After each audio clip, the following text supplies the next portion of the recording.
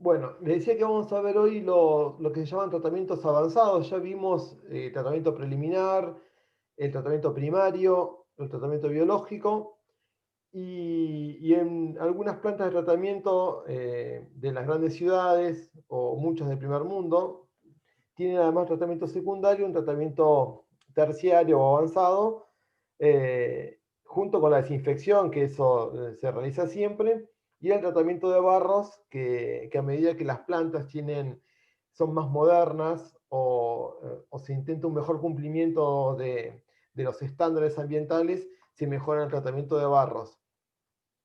Um, Como tratamientos avanzados hay un montón. Nosotros vamos a ver en particular remoción biológica de nutrientes, que es básicamente remoción de nitrógeno y fósforo para evitar la eutroficación de los cuerpos receptores. Bioreactores de membranas, algo que se empieza a usar bastante. Insisto, esto es a nivel mundial y a nivel de grandes ciudades que disponen de recursos para cumplir. Después, lo que tenemos en nuestro medio, eh, apenas si llega a cumplir con satisfacción el tratamiento secundario. Pero bueno, queremos ver todo un poco. Otro tratamiento terciario es la filtración previa a coagulación y floculación, similar a lo que se hacía para potabilizar el agua. Bueno, cuando el efluente queda tratado con tratamiento secundario, queda algo de turbidez y se puede realizar la filtración previa a coagulación y floculación para reutilizar el agua, por ejemplo, para riego. Otro tratamiento avanzado es la absorción por carbono activado. En general, el carbono activado, ya habíamos visto, se usa para remover el olor y el sabor. También se utiliza en tratamiento avanzado para retener algunos hidrocarburos que es difícil oxidar biológicamente. Y por último, la oxidación química, que es algún tratamiento para efluentes industriales cuando el, ah, es difícil oxidar con el tratamiento biológico algunos compuestos. Bueno, se les añade un oxidante fuerte similar a lo que se usa en la desinfección, que puede ser cloro o que pueden ser otros reactivos como el que se usa para hacer la DQO, que era permanganato de potasio. En fin, algún oxidante como para terminar de remover aquello que el tratamiento secundario no pudo. En esta tablita se muestra para cada objetivo de eliminación de algún contaminante qué tipo de proceso se utiliza. Algo ya les adelanté, para eliminar sólidos suspendidos, por ejemplo, usamos la filtración. Vamos a hacer bastante hincapié en el tema nitrógeno. Eh, Para oxidar amonio se usa la nitrificación. Recuerden que el nitrógeno amoníacal es lo que primero aparece en el agua residual. El nitrógeno en nuestras proteínas se empieza a hidrolizar y aparece el- el nitrógeno amoníacal en el agua residual. Para eliminar el amonio se oxida biológicamente, eso pasa en los reactores, por ejemplo, de barros activados y se forman nitritos. Luego, si queremos eliminar eso, hay que pasar a una desnitrificación. Mm, el proceso es combinado. Para sacar el nitrógeno tenemos que primero, porque el nitrógeno aparece primero en forma de amonio, lo oxidamos y en el proceso de nitrificación, y luego vamos al proceso de desnitrificación, donde ese nitrito y nitrato lo reducimos en condiciones anóxicas. Em, Esto es lo que dice eliminación de nitratos, de eso se trata. Los nitratos que formé en la oxidación, bueno, en la etapa anóxica, que ahora vamos a ver, se elimina la atmósfera. Después, otra eliminación que vamos a ver es de fósforo, que es el segundo nutriente más importante. Em, Hay procesos para eliminar nitrógeno y fósforo a la vez. Y en fin, ahí sigue la lista, ustedes después la pueden revisar, les quiero marcar los más importantes.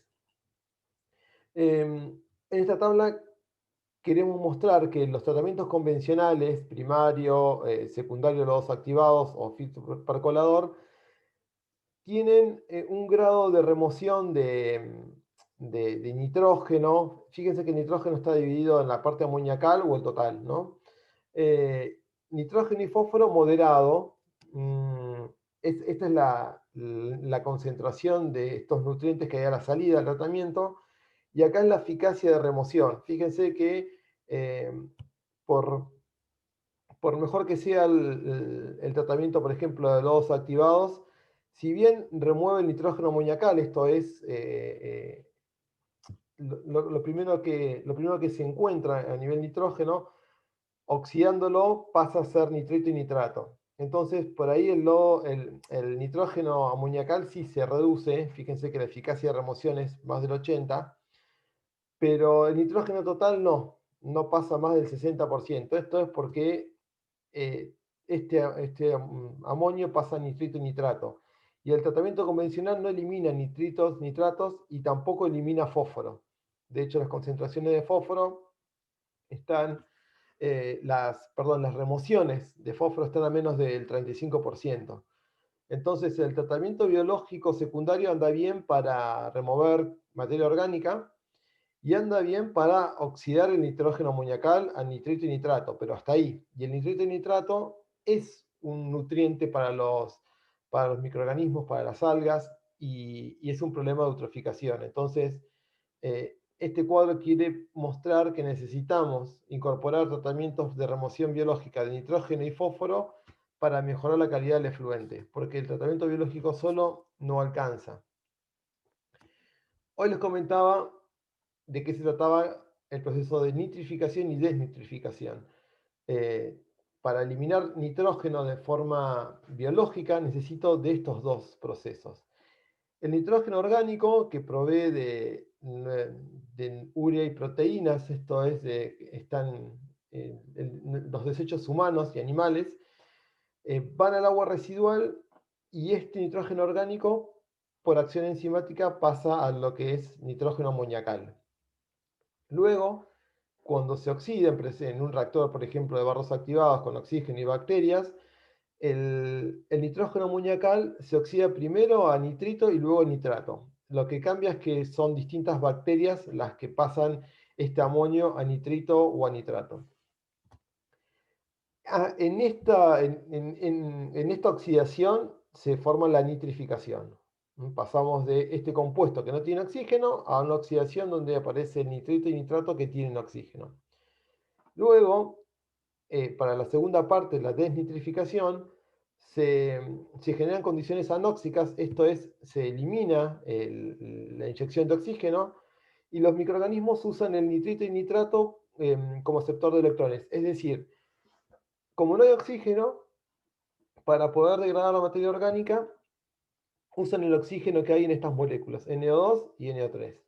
Entonces, de esa manera se reduce estos nitritos y nitratos, se le quita este componente de oxígeno, queda NO2 y esto se libera a la atmósfera. Entonces, cuando se produce la desnitrificación, el nitrógeno de las proteínas que primero pasó a amonio, luego a nitrito y nitrato, finalmente termina en nitrógeno gaseoso y termina en la atmósfera. Hay distintos procesos para lograr esta desnitrificación. Los voy a mostrar algunos en particular, otros los enunciaremos simplemente, y algunos pros y contras. La mayoría, estos son todos los procesos que estaban mencionados en la diapositiva anterior. La mayoría anda bien para tratar el nitrógeno amoníacal. Esto ya lo hemos visto, que hasta el reactor de lodos activados convencional es bueno porque simplemente con oxidarlo no está más el nitrógeno amoníacal. Ahora bien, cuando se oxida queda el nitrito y nitrato que hay que eliminar. Entonces fíjense que si quiero medir nitrógeno total y quiero que esté en bajas concentraciones, de 8 a 12 o cada vez más abajo son, el tratamiento convencional no llega a esos niveles. Sí llegan otros tratamientos de desnitrificación que algunos tienen mejores calidades a base de mayor cantidad de tratamiento. De los 4 principales que vamos a ver, 5, este es el primero, uno de los más clásicos, Antes del reactor propiamente dicho de barros activados, nosotros teníamos en el sistema de barros activados, teníamos el reactor, el sedimentador, donde después por acá arriba se iba el efluente clarificado, y por el fondo del sedimentador una parte se purgaba, se envía al tratamiento de lodos, y otra parte, que eran bacterias vivas, se volvían a meter, en este caso, al reactor aeróbico. Ahora se mete un segundo reactor, que básicamente es una pileta un poco más pequeña, por ahí que este reactor principal, donde hay agitación, pero no hay oxígeno. Entonces, lo que se producen son condiciones anóxicas. Así, los microorganismos que vienen en el agua residual y parte de lo que se recircula, toman el nitrito y nitrato que se formó acá, porque acá se oxidó el amonio a nitrito y nitrato. Fíjense que también a la salida acá, donde hay nitritos y nitratos, se vuelve a meter a este reactor anóxico, además de la recirculación desde el sedimentador. Pero la idea es que estos nitritos acá se reduzcan y el N2, el nitrógeno gaseoso, se vaya a la atmósfera. De esa manera logramos remover el nitrógeno. Y se llama desnitrificación porque este reactor anóxico está antes del reactor aerobio. Eh, Esas son de las ventajas que tiene. En general, yo les comentaba, estos reactores tienen un volumen un poco menor que el reactor principal. No se necesitan altos tiempos de retención, entonces da pequeño. Como hay parte de la materia orgánica que en las condiciones anóxicas, justamente, acá nitrito y nitrato, sus componentes de oxígeno son tomados por las bacterias y oxidan materia orgánica. Entonces acá se produce el tratamiento, la degradación de la materia orgánica. Entonces eso ayuda a que no todo se tenga que dar acá. Y el nitrito y el nitrato aportan ese oxígeno, entonces cuando llegan a esta etapa se necesita un poco menos de consumo de oxígeno. Y esto es lo que decía, en la zona anóxica se remueve materia orgánica.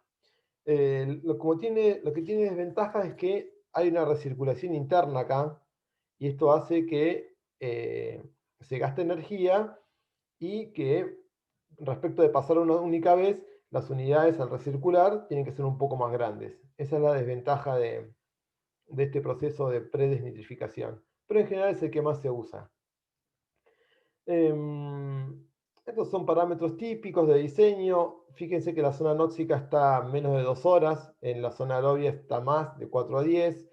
Estas son las tasas de recirculación. No hay, Estas son las concentraciones de microorganismos que hay en los reactores, que son típicos entre 1500 y 3000. En general, con esos datos me alcanza para que tengan una idea de algunos parámetros básicos. Esta toma aérea es del reactor de barros activados de la planta depuradora Bahía Blanca, que tiene etapas de desnitrificación.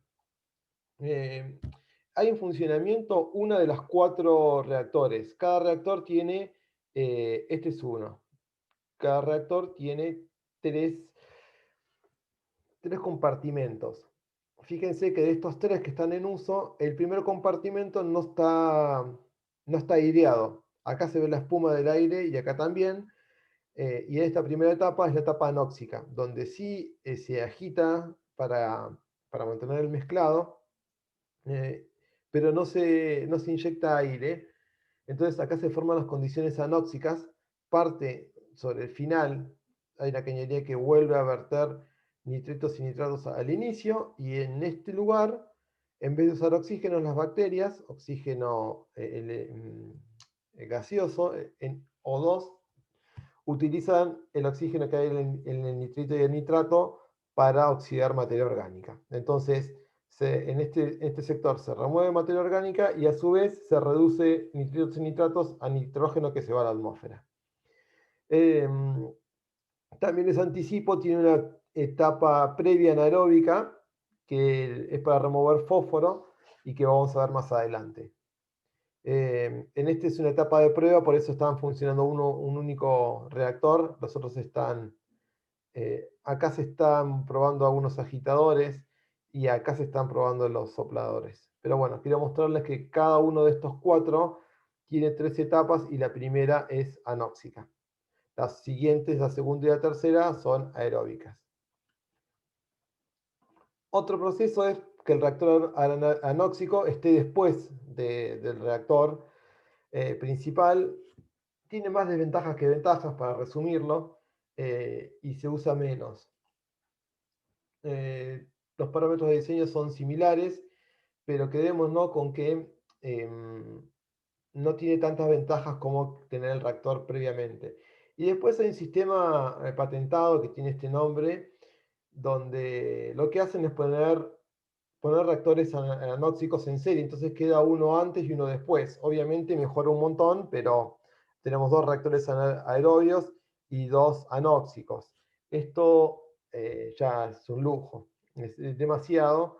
Por ahí podría haber plantas de este tipo en lugares del primer mundo donde sean muy estrictos los parámetros de vuelco y no quede otra que poner dos reactores anóxicos y dos reactores aerobios para mejorar el tratamiento. Si volvemos hacia atrás, al principio estaba esta tablita y fíjense, el único proceso que logra efluentes con nitrógeno entre 3 y 6 miligramos por litro es este, obviamente que tiene 4 etapas.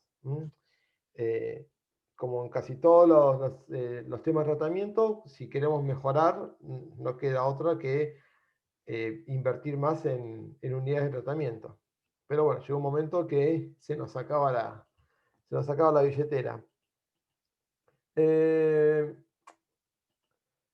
un reactor que cumple con esto de tener parte anóxica y parte aerobia, que es bastante más sencillo que lo que estuvimos viendo, es más rudimentario, se llaman zanjas de oxidación, eh, y tienen este formato, es un gran piletón donde el agua residual circula, da vueltas, y mientras da vueltas hay zonas que están aireadas y zonas que no. Entonces hay zonas aerobias y zonas anóxicas. Eh, Después pasa el sedimentador secundario, como todo tratamiento. Estos son barros activados modificados, digamos, donde se les mete zonas anóxicas para reducir, no reducir, para eliminar nitrógeno, para remover. Esta zanja de oxidación lo que tienen que es algo sencillo, y lo malo es que requieren mucho volumen, entonces mucha superficie, alto tiempo de retención hidráulica, hasta 100 vueltas por día puede llegar a estar dando vueltas el efluente en promedio.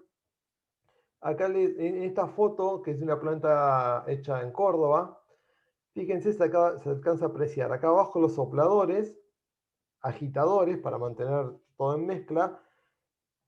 Acá también tienen aireadores, pero hay partes como esta donde recién acá al fondo hay aireadores. Entonces, y en esta curva tampoco hay aireadores. Entonces, mientras pasa por acá el agua residual, está en condiciones anóxicas y las bacterias usan el nitrito y el nitrato para oxidar la materia orgánica, reduciendo así el nitrógeno y enviándolo a la atmósfera. Obviamente es un poco más grande que un reactor normal de barros activados, pero tiene la ventaja que se remueve nitrógeno, y para los lugares donde, como en Córdoba, se vierten, no hay vertidos en el mar, por razones obvias en Córdoba, y todo tiene que ir a cuerpos superficiales, es importante la reducción del nitrógeno para no favorecer la eutroficación de los cuerpos receptores. Como dato sobresaliente de esto es que esto está mucho tiempo, retención hidráulica, casi un día. Está bastante. Y por último, dentro de las tecnologías para remover nitrógeno, aparecen reactores secuenciales discontinuos, que básicamente es una única pileta donde se ejecutan todas las operaciones. Va siendo justamente secuencial. Tiene una primera etapa, acá se puede arrancar de uno quiera, por ahí viene de reposo de la fase anterior, pero esto empieza cuando se llena.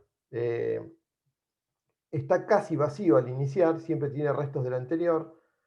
Se llena con agua residual en una primera etapa, en la segunda se mezcla, Y mientras se está mezclando, como esto ya viene del proceso anterior, acá tenemos las condiciones anóxicas, donde hay nitrito y nitrato del tratamiento anterior, del ciclo anterior, y no hay oxígeno. Entonces las bacterias van a consumir nitrito y nitrato. Luego viene la parte de aireación, y acá ya es la clásica etapa de reactor de barros activados, donde mediante oxígeno se oxida la materia orgánica. Luego se apaga agitador y se apaga aireador, y esto se convierte en un sedimentador. Los barros van al fondo, y cuando termina de sedimentar, se elimina la mayor parte de la mitad hacia arriba, donde es el efluente clarificado, y eventualmente se puede sacar periódicamente barros del fondo para que esto no se llene. Y una vez que hago acá dice purga y saco efluente, las dos cosas. Y el resto que queda va para empezar en el próximo proceso. Lo que hace esto es que por ahí el diseño sea compacto, no tenemos muchas unidades, acá no hay que recircular nada y se desarrolla todo en una única pileta. Lo único malo es que esto necesita mucha automatización, no se puede hacer manual, todo esto tiene que estar, todo el apagado y encendido de equipos y la entrada y salida de fluente, dónde empieza, dónde corta, tiene que estar todo temporalizado, automatizado. Bueno, eso requiere mucha tecnología y se necesita, bueno, como es una única unidad donde se desarrollan todos los procesos, hay alto tiempo de residencia de retención hidráulica. Así se ve, por ejemplo, cada una de cada uno de estos 6 unidades es un reactor secuencial discontinuo. Discontinuo porque no es como el proceso de barros activados que una punta entra y la otra sale clarificado. Acá se llena, se arma lo que se llama un batch, y empieza todo el tratamiento y hasta el final no se vuelve a meter nuevo agua residual. Entonces por eso se llama que es discontinuo o en batch. Em, Acá está vacío y se ven los aireadores del fondo. Eh, Acá ya está clarificado, entonces los barros están en el fondo.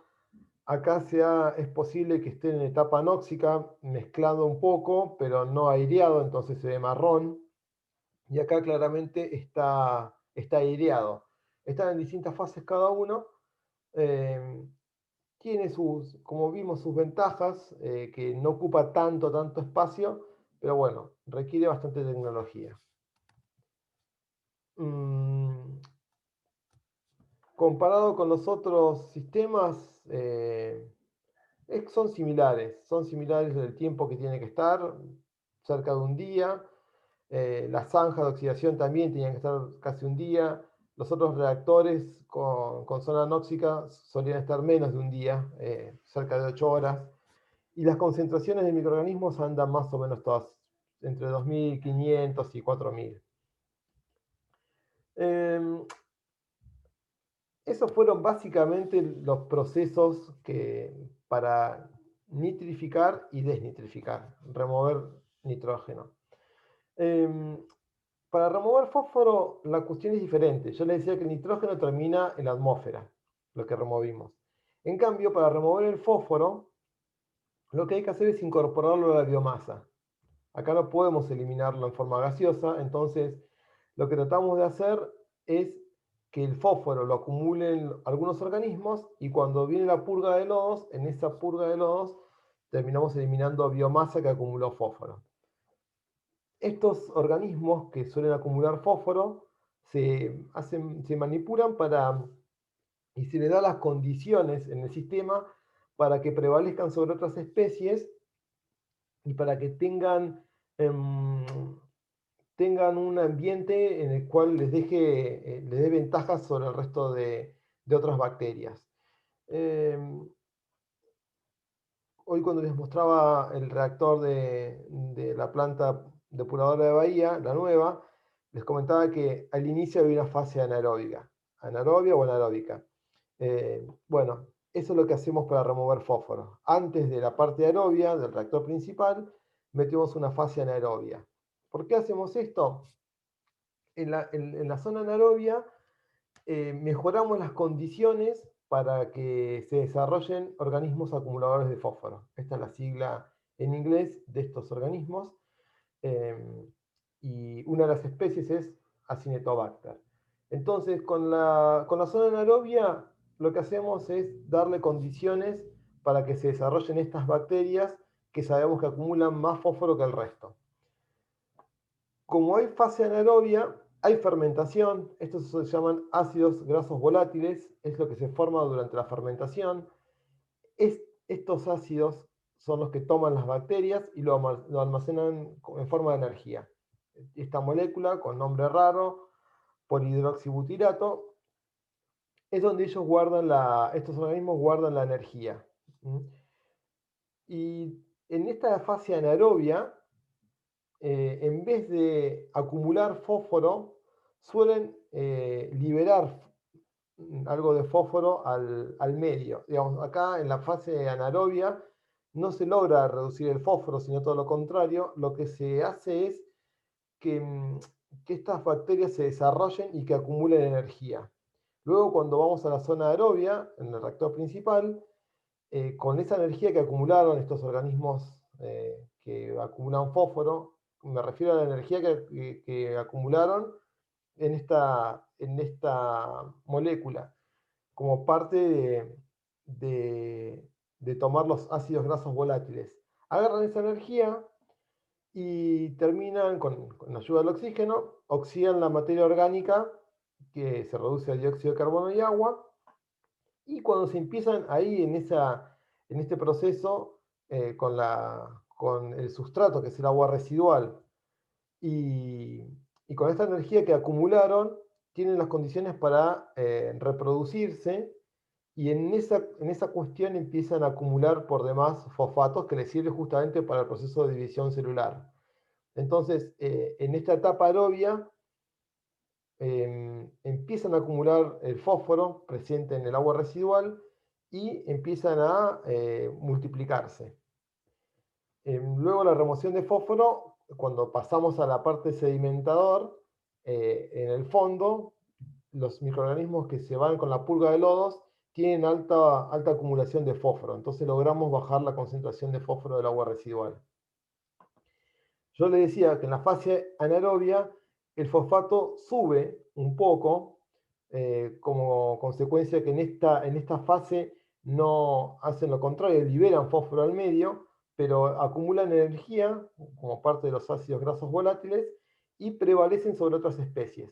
Eso hace que cuando van a la fase aerobia, con la energía y el oxígeno y eh, el sustrato, que es la materia orgánica que viene con agua residual, hace que, ven que la DBO va cayendo, la cantidad de materia orgánica que degradan va cayendo, y en esta fase acumulan muchos fosfatos, entonces la concentración de fósforo en el agua cae drásticamente.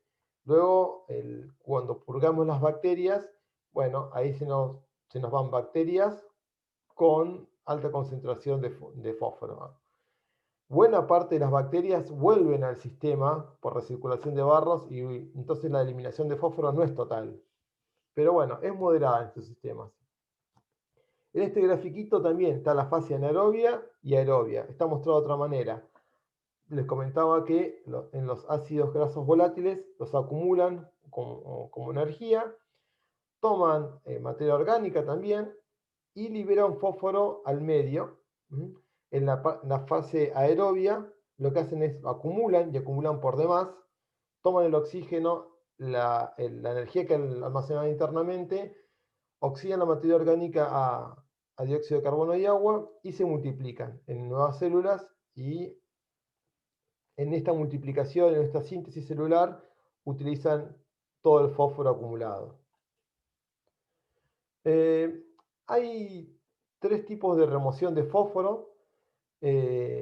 Algunos que es solamente remoción de fósforo sin nitrificación, es raro. En general, lo que se trata de hacer es remover fósforo y también realizar nitrificación, para remover final nitrificación y después desnitrificación para remover nitrógeno también. Vamos a mostrarles las distintas fases. Cuando solamente se remueve fósforo, y no otro nutriente. Bueno, es un proceso que está patentado, se llama FODRedox, y tiene la parte anaerobia y la parte aerobia. No hay parte anóxica, que es donde se producía la desnitrificación. Y si no queremos nitrificación en la parte aerobia, vamos a tener que airear poco tiempo. Si recuerdan, cuando hacíamos DBO, lo hacíamos a 5 días, porque a partir del quinto día se empezaba a oxidar el nitrógeno. Entonces, cuando no queremos nitrificación, los tiempos de retención de los óleos, de las células, de la biomasa, no tienen que pasar los 5 días. Bueno, como en todo proceso de barro, estos son procesos de barros activados, modificados. El barro se recircula a la zona anaerobia, ahora vamos a ver el gráfico. En la parte, hoy les decía, la parte de nitrificación, para que no se produzca, tengo que tener a menos de 5 días. Y la parte de, esto es retención de sólidos. Y retención hidráulica, en general, en la parte anaerobia es poco, de 1 a 2 horas. Por eso cuando les mostré la foto del reactor de Bahía, la primera pileta anaerobia era pequeña. Básicamente es esto, tener un pequeño reactor anaerobio, más chico que el aerobio, y en la recirculación tomar acá parte de estos lodos, parte de bacterias, parte de materia orgánica, que en esta fase anaerobia se desarrollan organismos que acumulan fósforo y en la parte aeróbica terminan por multiplicarse y acumular el fósforo. Parámetros de diseño. Siempre mostramos lo mismo, cuánto es el tiempo de retención hidráulica o la concentración de sólidos en el reactor, o cuánto se recircula, como para poder comparar unos y otros. Tampoco les voy a tomar para que respondan estos parámetros de memoria, simplemente si uno quiere comparar uno con otro, al tener siempre los mismos parámetros medidos, uno puede comparar. Les decía que lo más clásico es que junto con la remoción de fósforo haya nitrificación, eh, que es cuando en el reactor de barros activados tenemos tiempo suficiente como para que se oxide el nitrógeno amoniacal. Eh, Esto dice acá en los procesos esto se llama remoción biológica de fósforo. Cuando hay nitrificación, los barros que salen del fondo del sedimentador tienen nitritos. Sí, obviamente cuando hay nitrificación en el reactor principal de barros activados, se oxida el nitrógeno y se forman nitritos y nitratos. Y estos nitritos y nitratos, cuando van al reactor anaerobio, a veces complican a los organismos que acumulan fósforo. Entonces, las bacterias que se usaron para oxidar el nitrógeno amoniacal, que eran nitrosomas y nitrobacter, terminan compitiendo, si las mando al reactor anaeróbico, terminan compitiendo con los organismos acumuladores de fósforo y eso no está tan bueno. Entonces, en general, cuando tenemos estos sistemas, metemos la fase anóxica para que el nitrito y el nitrato lo mando ahí y no la parte anaerobia. Fíjense en esta foto que les voy a mostrar. Me voy a pasar la diapositiva anterior para mostrarle esto. A la salida del reactor biológico, donde estoy oxidando, se oxida nitrógeno y tengo nitritos y nitratos y los tomo y los vuelvo a meter a la fase anóxica, donde agito, donde no tengo aire y donde las bacterias toman el oxígeno del nitrito y el nitrato para finalmente remover nitrógeno. Y después acá, donde ya tengo menos bacterias que oxidan el nitrógeno, de acá al fondo vuelvo a recircular y meto en el reactor anaerobio, que es donde voy a tratar de que se desarrollen los organismos acumuladores de fósforo.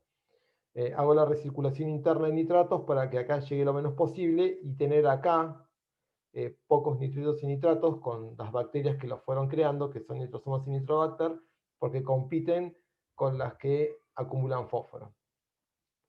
Este es el sistema clásico y es el sistema que habíamos visto cuando les mostré la foto de este reactor. Acá tienen en esta pileta está la parte anaerobia. Acá es donde se desarrollan los organismos acumuladores de fósforo. Esta es la parte anóxica. La recirculación interna es desde esta salida, de acá se van los sedimentadores. De acá hay un caño interno que tira acá al principio nitritos y nitratos, recirculación de nitritos y nitratos, para que los usen las bacterias en esta fase y liberen el nitrógeno en la atmósfera. Y acá está la parte aireada, que a su vez también ayuda a eliminar el nitrógeno que ya está en forma de burbujas N2, perdón, y, y justamente cuando hago la aireación posterior, lo que ya está listo para ser removido y estaba simplemente atrapado para una cuestión física, puede ser liberado a la atmósfera y además se produce la degradación de la materia orgánica y el nitrógeno nuevo que entró amoníacal en esta fase se oxida en nitrito y nitrato que después voy a recircular acá adentro. Y luego cuando va al sedimentador secundario, una parte de los lodos vuelve a ingresar por acá, que es la recirculación clásica de los barros activados. Bien, ese es el sistema clásico para remover fósforo junto también con nitrógeno. Eh, Después hay configuraciones donde hay más de un reactor. Esto es ya cuando uno quiere mejorar la eficiencia. Acá fíjense que hay dos reactores aeróbicos y hay uno anóxico acá, otro anóxico acá, que este era el reactor para remover nitrógeno de 4 etapas y a su vez uno afuera anaerobio. Bueno, obviamente va a andar mejor, pero estamos hablando de duplicarlo. Entonces, cuando vemos el tamaño de esas piletas en escala real, llevar todo eso que ya es grande al doble es un montón de dinero que en nuestro caso ni se justifica. Y después hay estos procesos, el único que difieren los anteriores es cómo se recircula. Por ahí hay distintas estrategias para recircular internamente de una forma. Eh, Eso es como para optimizar cuando uno ya tiene determinado sistema de tratamiento y no quiere seguir construyendo piletas de hormigón y bueno, a través de bombos y cañerías recircula de distintas maneras como para mejorar, optimizar lo máximo posible el sistema. Eh, Aquí están todos los procesos para remover nitrógeno y fósforo y están comparados. Fíjense que en todos es mucho el tiempo de retención de sólidos, esto es porque se recircula mucho. Lo que está menos tiempo es el agua, que está pocas horas porque finalmente sale en la parte clara del sedimentador secundario. De media, una, dos, no llegamos hasta 10, 12 horas, lo máximo. Y bueno, las distintas tasas de recirculación se recircula mucho en estos procesos, como ya vimos en estas fotos, porque bueno, de esta manera es donde intentamos manipular o crear condiciones para remover el fósforo y el nitrógeno. Un sistema que se está usando bastante actualmente, eh, un sistema tecnológico, requiere una inversión tecnológica importante. Es el clásico reactor de barros activados donde se le quita el sedimentador secundario y se lo reemplaza por membranas del tipo de ultrafiltración, parecidas a las membranas de ósmosis, no llegando a tanto micro o ultrafiltración. Pero esto deja un efluente de muy buena calidad. ¿Qué se hace? Se meten estas membranas en el sistema de barros activados y hacen la filtración de la biomasa. Entonces, digamos, reemplazan la separación física que se hacía en el sedimentador secundario. Obviamente no vamos a comparar lo que es una ultrafiltración con una separación física en un sedimentador tradicional. Obviamente que esto es mucho mejor, pero el otro es una pileta circular donde la gravedad actúa y acá estamos hablando de muchas unidades de filtración, cañerías, bombas, alta presión, en fin. Eh, es otra tecnología, otro costo. Esto es un sistema, o sea, conceptualmente es el sistema de barros activados, donde la separación de la biomasa es en membranas y no en sedimentador. En este esquema, este sería el reactor biológico, donde están los soplantes, donde están los mezcladores, se mete aire, y acá mismo está el módulo de membranas. Entonces, a veces se pasa la alimentación para algún tanque particular porque se le añade algún reactivo.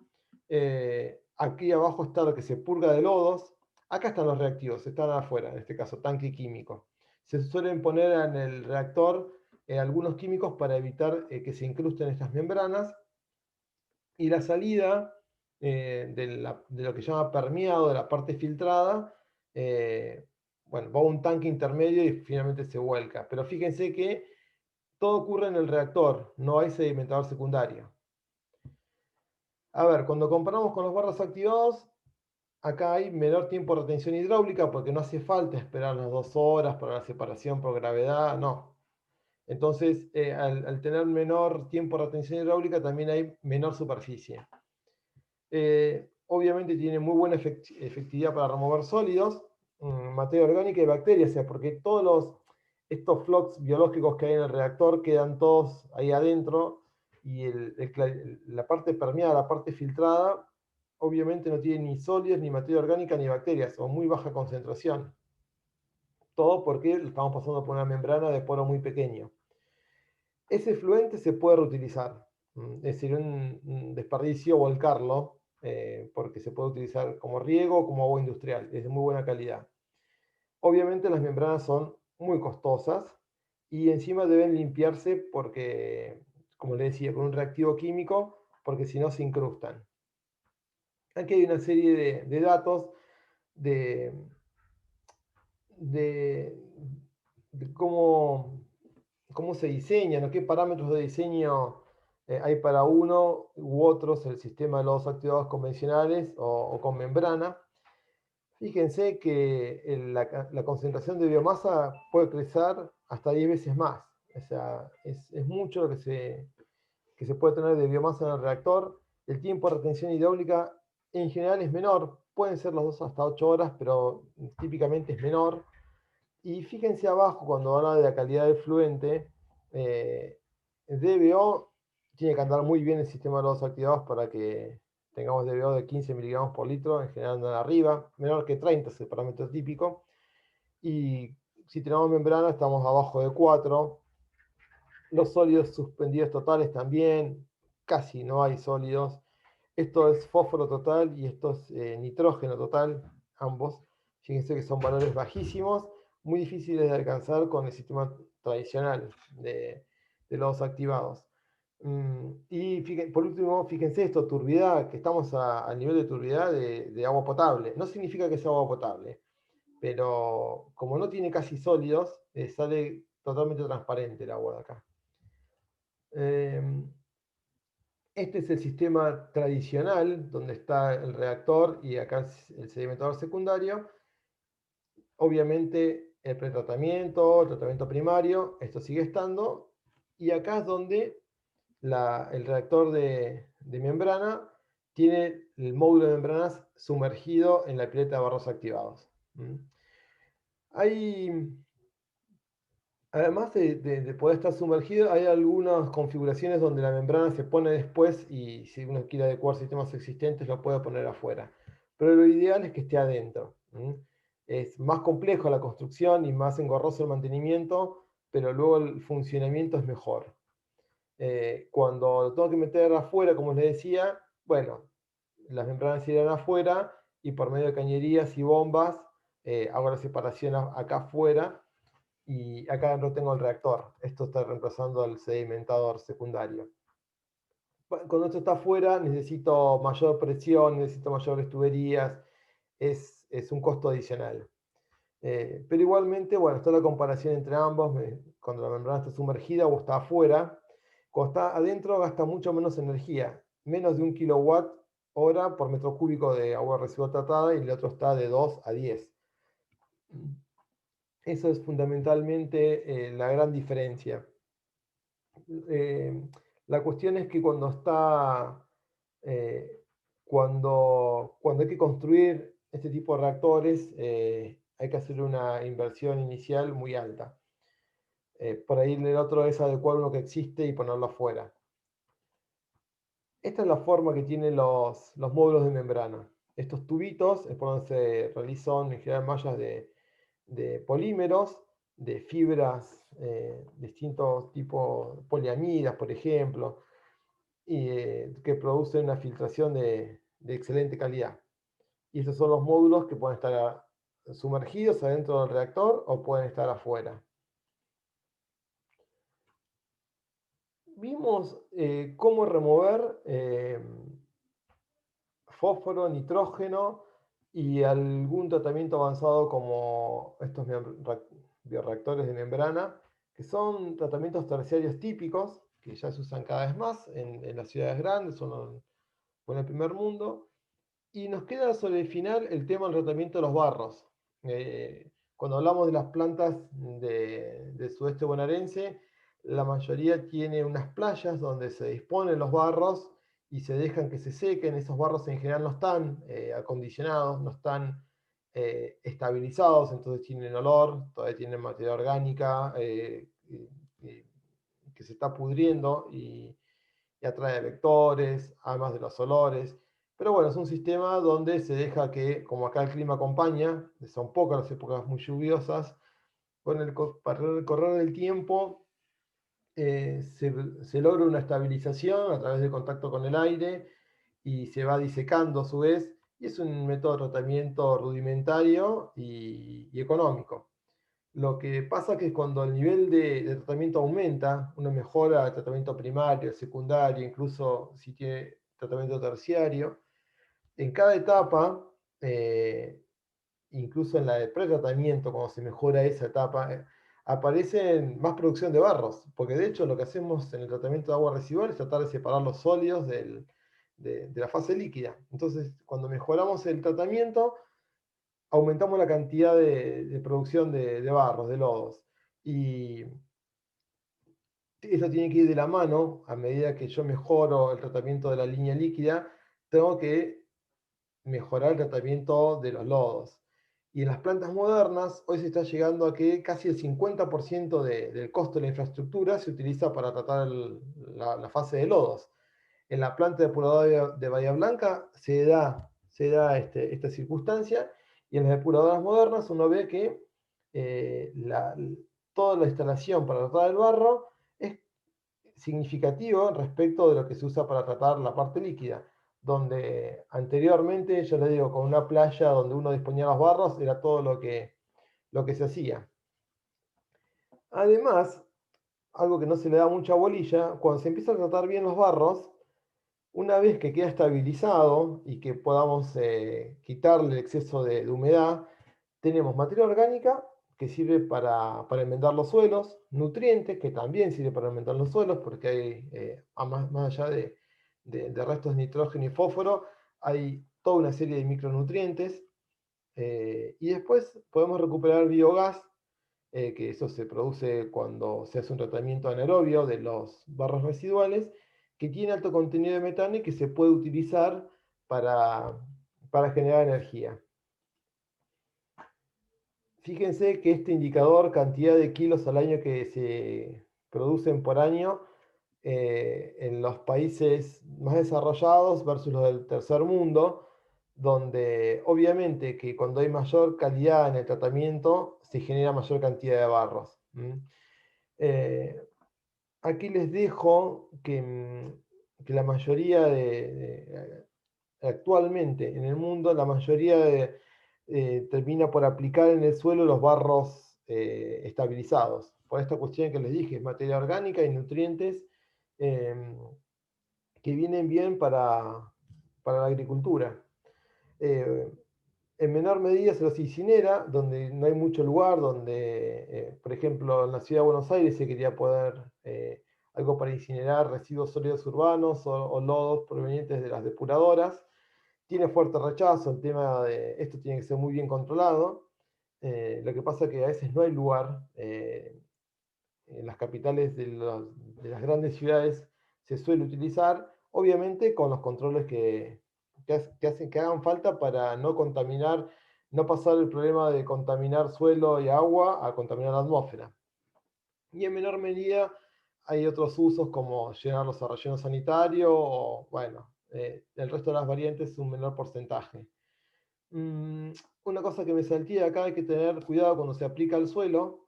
Las limitaciones son qué concentraciones de metales pesados puedan tener esos barros o si tienen microorganismos patógenos, por ejemplo, que puedan causar enfermedades, o si hay depende de dónde provengan los lodos, pueden haber compuestos orgánicos que sean difíciles de degradar con moléculas orgánicas muy grandes.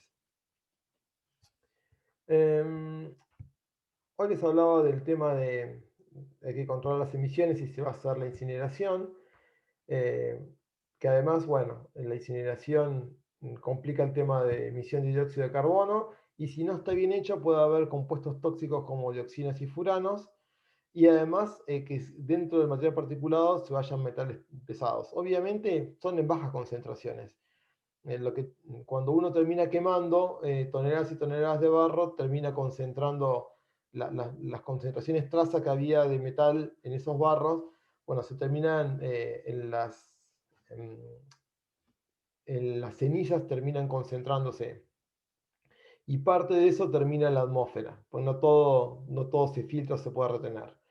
Entonces, como lo que sí tiene a favor es que se genera, cuando se queman, se genera energía térmica y esa energía térmica se usa junto con el vapor para, finalmente el vapor termina moviendo una turbina que genera electricidad.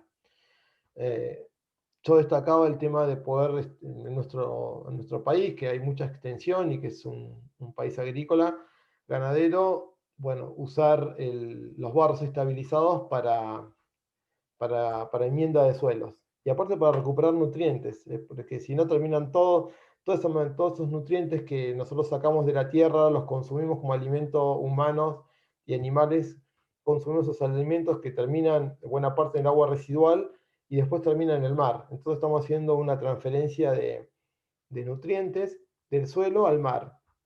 Y de esta manera, volviéndonos a meter los lodos tratados al suelo, terminamos reciclando esos nutrientes y micronutrientes que son difíciles de obtener para el suelo, porque nitrógeno y fósforo por ahí están en los fertilizantes que, que produce la industria, pero si uno quiere agregar al suelo cobalto o manganeso en proporciones pequeñas, que son también micronutrientes, y esos no aparecen en los fertilizantes industriales, bueno, es una manera económica de aprovechar los micronutrientes que se sacaron del suelo para finalmente producir alimentos que después terminan en el agua residual y que eh, puedo captar antes de que terminen en el mar. Los lugares donde se producen los lodos es en el tratamiento preliminar, en el primario y en el secundario, en la purga de los sedimentadores primarios y secundarios. Ahí es el lugar típico donde se producen los barros y restos de sólidos, ¿no? Porque vamos a ver en otras, acá no está marcado, antes del primario, en el pretratamiento también suele haber sólidos flotantes. Y la idea es concentrarlos, porque muchas veces tienen muy baja concentración, entonces se pasa por un espesador. Eh, Esta sería la parte de acondicionamiento. La parte de tratamiento en sí o de estabilización es la digestión anaerobia. Y luego que salen de acá, todavía tienen mucho contenido de humedad, entonces se trata de deshidratar para luego sí poder transportarlos y disponerlos. Aquí hay una caracterización de cada uno de los sólidos, de los lodos generados en las distintas etapas de tratamiento, desde la parte previa, donde veamos rejas y tamices, que básicamente todo lo que se retiene ahí va al relleno sanitario, las arenas de los desarenadores que también hay que eliminar y en algunos lugares se reutilizan, se lavan y se utilizan para la construcción. Grasas y aceites que dependiendo la concentración y cómo estén, se pueden utilizar para la digestión anaeróbica o se pueden enviar junto con el residuo sólido retenido en rejas y tamices el relleno sanitario. Y después sí, el lodo primario, los lodos secundarios, que pueden ser de lodos activados o de los filtros percoladores, sí se usan para la digestión anaeróbica. Si hay tratamiento químico, en general estos hay que disponerlos, hay que ver qué tan peligroso puede ser el químico con el que se usó. Y si no es peligroso, se puede meter en el tratamiento anaerobio, y si no, habrá que disponerlo en lugar especial y particular. Y luego después los lodos, si la estabilización es aerobia, son más claros. Estos requieren mucha cantidad de oxígeno para oxidar estos lodos. Y el tratamiento clásico de la digestión anaerobia, cuando quedan bien, quedan con un color oscuro. Pero si están bien tratados, estos lodos no tienen olores ofensivos, una vez estabilizados. Em, Tengo alguna consulta en el chat. Al final salí de la pantalla. Los nodos secundarios son los que aparecen en la purga del... Fíjate, acá. Este es el sistema de barros activados. Pues si no hay un sistema de barros activados acá, puede ser también un lecho percolador, un filtro percolador. Y lo que saco acá del fondo, estos son los nodos secundarios, son los nodos residuales biológicos. Aquí es un esquema un poco más completo. Fíjense que acá están los sólidos que salen del pretratamiento que antes no estaban. Este es el sistema completo de tratamiento de la parte de la línea de agua, el pretratamiento primario, el secundario con su sedimentador y todo, y la desinfección, listo para volcar. Acá no hay tratamiento terciario. Y todos los sólidos, muchas veces antes de pasar al espesador, se mezclan, se, se homogeneizan, y a veces se le añade algún floculante, o se llaman en general polímeros o polielectrolitos. Básicamente lo que trata es de mejorar la etapa que va a venir después de espesamiento por gravedad. Y cuando es en la salida los lodos espesados están listos para ir al digestor anaeróbico, y la parte líquida del espesador de gravedad vuelve al tratamiento. ¿Sí? Ya sale, va al tratamiento primario y después al secundario, y sigue todo el tren. El tratamiento de barros residuales incluye el acondicionamiento, esto que veíamos de añadir, mezclarlos, añadir algún químico que mejore el aglutinamiento, el espesamiento. El espesamiento por gravedad puede ser a través de maquinarias, pero en general la primera etapa se hace por gravedad para luego ir a la estabilización anaerobia. La estabilización aerobia es menos frecuente, o la alcalina. Lo habitual es la anaerobia, y después de la estabilización se suele pasar por alguna etapa adicional para reducir aún más el contenido de humedad. Ahora vamos a ver algunos contenidos de humedad típicos que son altos. Esto que decía, después de la deshidratación de los lodos, lo que me queda son materia orgánica, nitrógeno y fósforo, que puede servir para la enmienda de suelos. Fíjense el tema de las humedades y del volumen. Cuando se hace espesamiento por gravedad, es esto en general, el contenido de agua todavía anda del 85 al 95, es decir, que la mayoría es agua. A la salida del espesador es donde va después al tratamiento anaeróbico. Con deshidratación, que eso es a través por ahí de filtros o de centrífugas, se logra bajar a casi, no llega a la mitad de agua, y menos, fíjense, entre 60 y 85. Y procesos de secado que ya involucran más cantidad de energía, bueno, podemos bajarlo por debajo del 50%, a lo que querramos, todo dependiendo de la cantidad de energía que vayamos a utilizar. Esto es un esquema de un sedimentador, de un espesador, que es básicamente muy parecido a un sedimentador. Es donde por gravedad el lodo va hacia el fondo y va tomando mayor concentración, mayor densidad. Muy parecido a los que son los sedimentadores secundarios. Ven, tiene esta forma, tienen los rascadores de fondo, los sobrenadantes se mandan al tratamiento primario y los sólidos o los barros espesados se van a la digestión anaeróbica. Aquí hay un montón de datos acerca de los distintos tipos de lodos, que depende de dónde provengan. Fíjense que la cantidad de materia sólida que tienen es muy baja. Un lodo primario tiene menos del 5% de materia sólida, y después que se espesa va al doble, pero si salís un 5% acá de sólidos del sedimentador primario, 95% de agua, lo paso al espesador y del 5% pasé al 10% y todavía tengo el 90% de agua. Lo que saco en los fondos de los sedimentadores es agua sucia más que lodos. Y aún espesado los lodos, fíjense que no llego ni, o típicamente ando cerca del 10% con suerte. El resto es agua.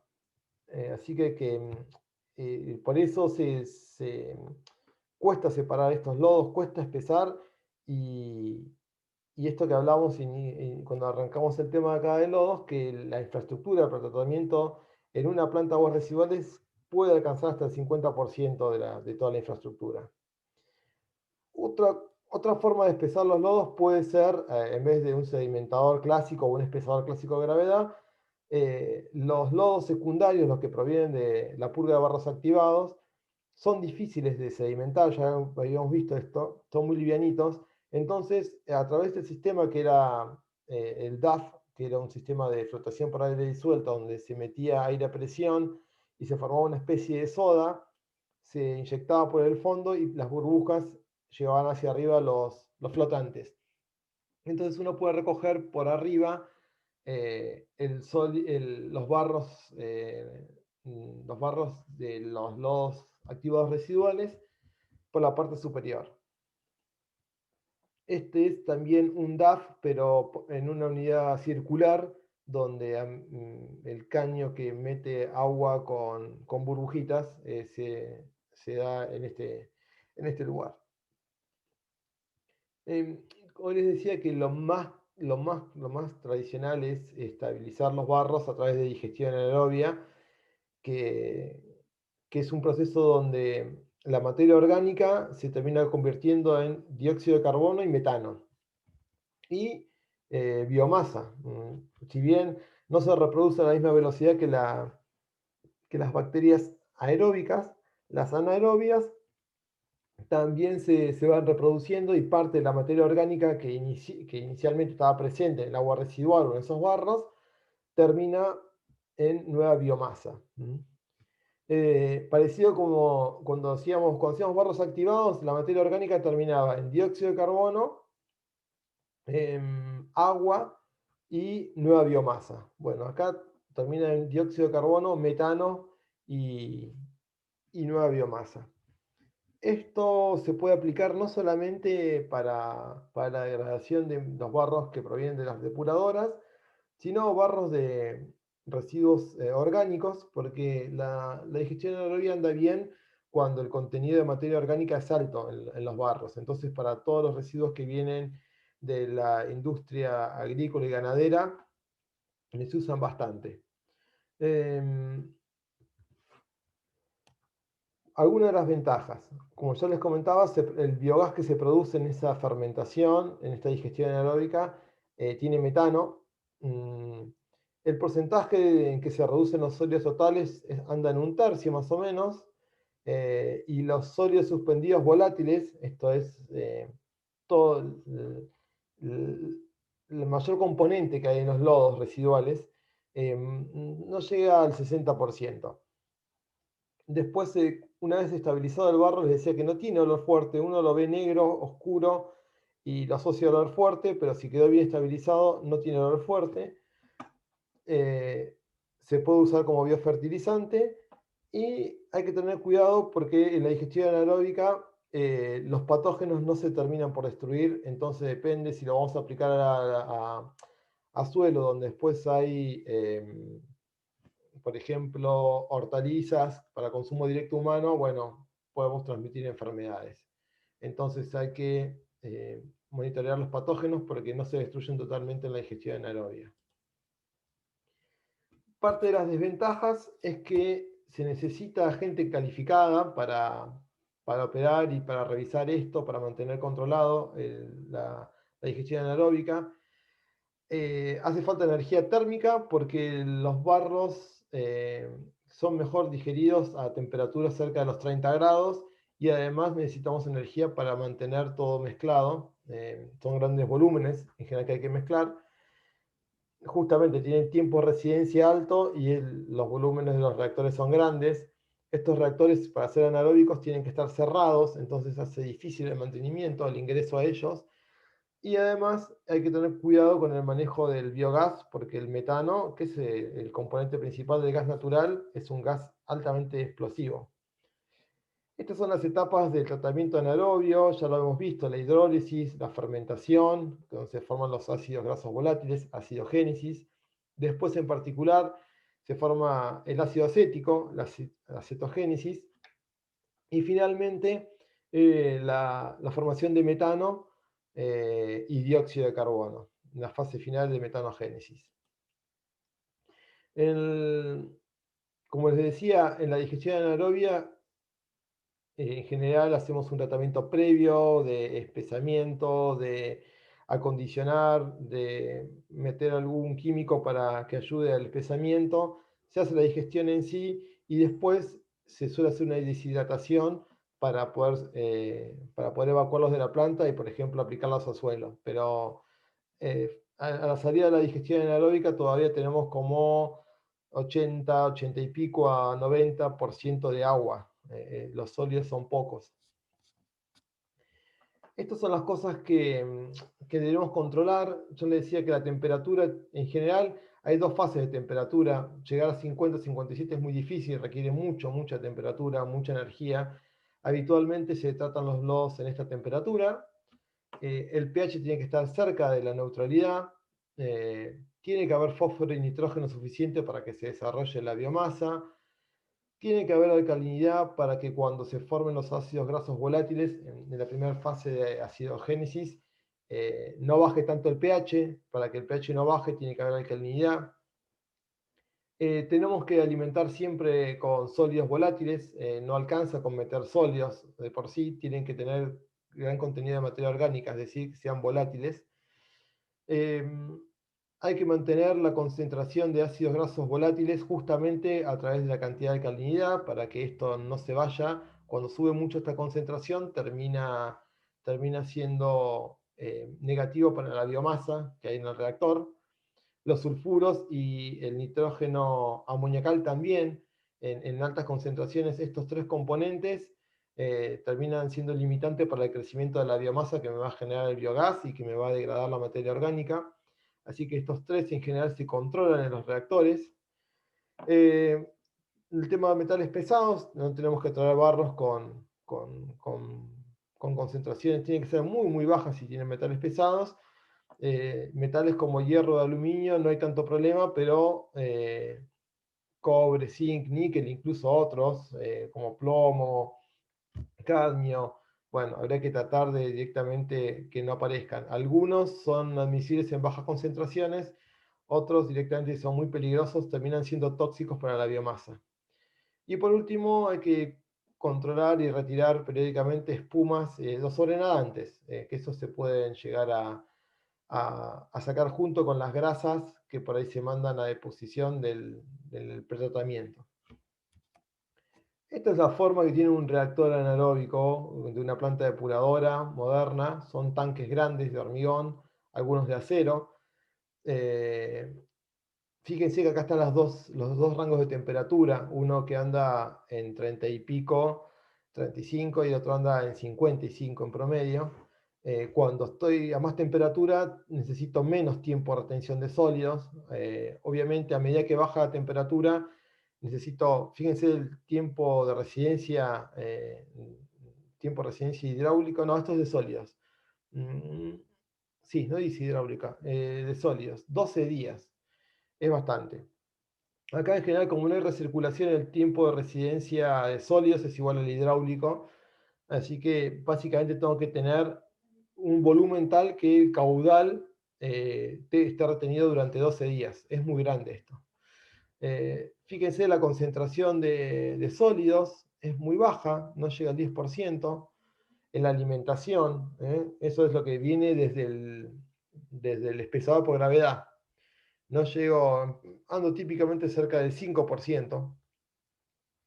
Eh, en el digestor, la concentración de estos sólidos totales, esto está también en porcentual, aumenta un poco, pero no mucho. Eh, y bueno, y por último, los rangos de pH que están siempre cerca de la neutralidad. Ahí les mostré un tanque típico. Hay otras formas más sofisticadas. En general lo dice hacen tanques circulares. Por ahí hay una planta del primer mundo, hace tanques en forma de huevos que son un poco más eficientes, pero bueno, su construcción es terriblemente difícil. Eh, Acá hay un tratamiento en 2 etapas. Esto se hace más que para los lodos, para agua residual, donde en uno se mezcla y en otro se separa. Eh, y acá, bueno, más datos, más parámetros de diseño. No es para que se estudie ninguna memoria, es para tener a mano para alguna consulta. En la última les dejo, estos son los reactores anaerobios, estos tres son los reactores anaerobios para digerir los lodos, justamente de los que vengan del primario y del secundario, de la planta depuradora de Bahía Blanca. En este edificio es donde se hace el acondicionamiento del lodo, y acá estaban las bases para armar un gasómetro, ya está listo, es una semiesfera que almacena el gas residual. Y acá, esto que vemos acá es un tanque que ya tiene los lodos tratados y deshidratados para salir a disponer donde se puedan disponer. Ya de acá salen de la planta. Pero, y esto tiene un tanque previo para acondicionar los reactores y otro tanque posterior, más el gasómetro. Y acá hay todo tipo de instalaciones industriales para acondicionar los lodos. Toda esta instalación representa buena parte de la infraestructura de la planta, esto que hablábamos anteriormente. Paro acá